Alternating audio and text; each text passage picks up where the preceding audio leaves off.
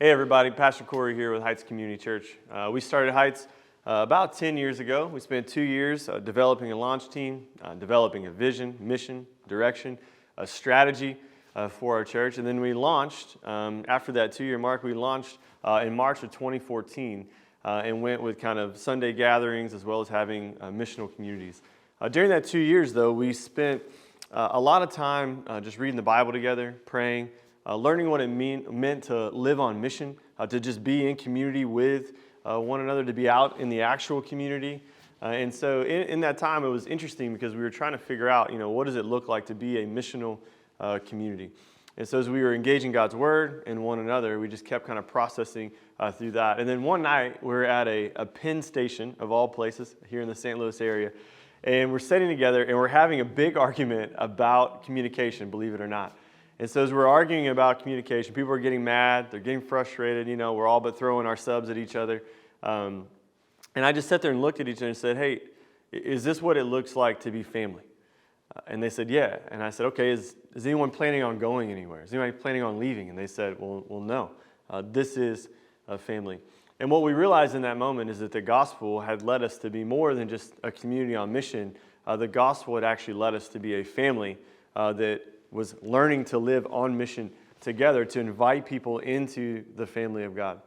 And so at that point, we kind of launched a Sunday gathering from there. And so we already had a missional community. We were in the process of starting a second missional community, and we thought we kind of get what the Lord has called us to do.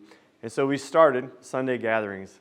The Sunday gathering went incredible, went great. Those preview services were awesome. We were honeymooning during that time, and it was incredible. We had more and more and more people coming. I think we had 100 plus people coming to a preview gathering, and I thought, man, church planting is easy. We can do this all day long, no big deal.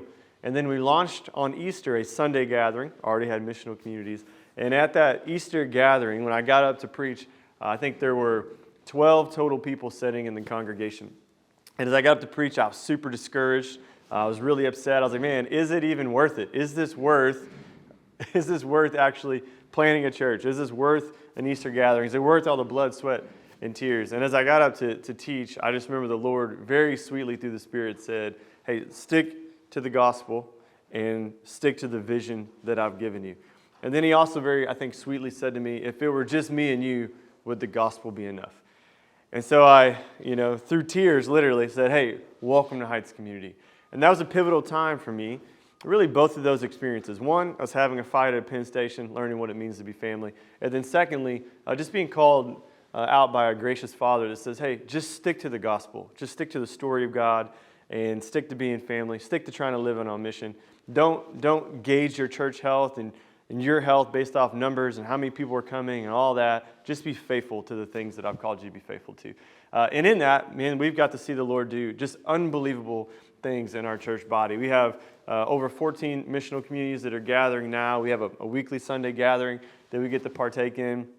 And we get to see the family of God actually coming together and living on mission. Like over 90% of the people that have come to our church have come through missional communities. Until COVID, that began to shift a little bit during COVID as saints started to come. That was the first time ever we had ever had transfer growth was whenever COVID came.